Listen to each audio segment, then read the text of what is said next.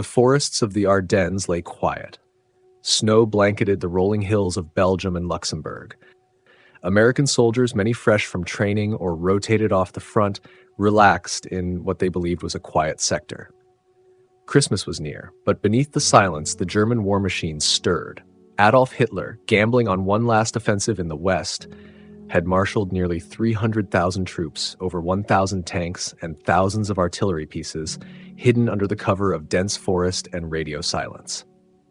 His objective: split the Allied lines, encircle and destroy 4 Allied armies, seize the port of Antwerp, and force a negotiated peace on the Western Front. At 5:30 a.m., the forest erupted. A brutal artillery barrage shattered the stillness, followed by the advance of SS Panzer divisions, Fallschirmjäger, and regular infantry. The Americans, caught entirely by surprise, fell back in confusion. Roads clogged with retreating units and refugees. Communications faltered. This was the Ardennes offensive, what the world would come to know as the Battle of the Bulge. The Germans struck along an 80-mile front, targeting thinly held American positions.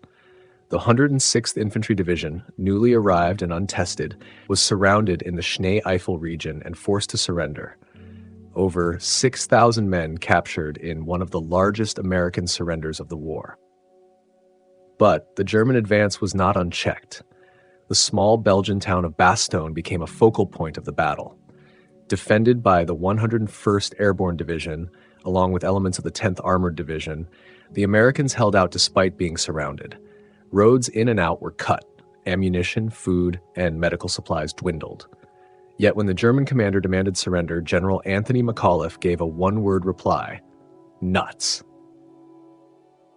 Yet despite heroic defenses, the situation was critical. The Germans had created a massive salient, a bulge in the Allied lines, advancing over 80 kilometers westward in some areas.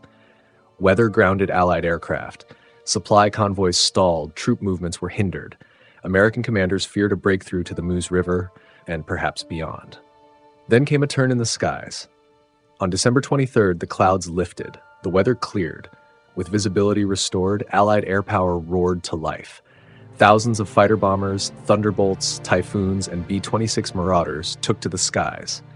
They pounded German columns stuck on narrow, snow-covered roads. Convoys were decimated, tanks and trucks burned. Supply lines were severed. The Luftwaffe, weakened and overextended, launched a desperate counter in Operation Bodenplatte on January 1st, targeting Allied airfields. But the gamble failed. The Germans lost hundreds of aircraft and many irreplaceable pilots. Air superiority had returned decisively to the Allies. Meanwhile, to the south, General George S. Patton had performed a miracle of maneuver. Anticipating the German thrust, he wheeled the Third Army northward, pivoting 3 divisions in icy conditions. And by December 26th, his forces broke the German ring around Bastogne. The 101st was relieved, the line held.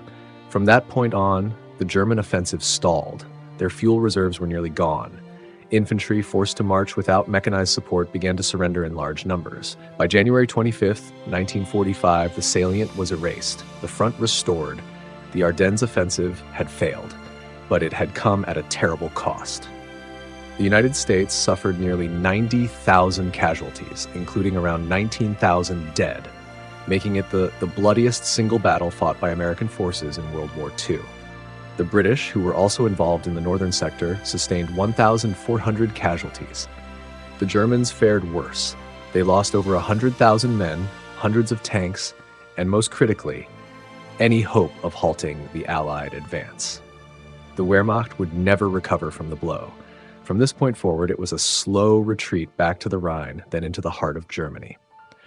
The Battle of the Bulge was a last, desperate gamble, a surge of fury from a dying regime.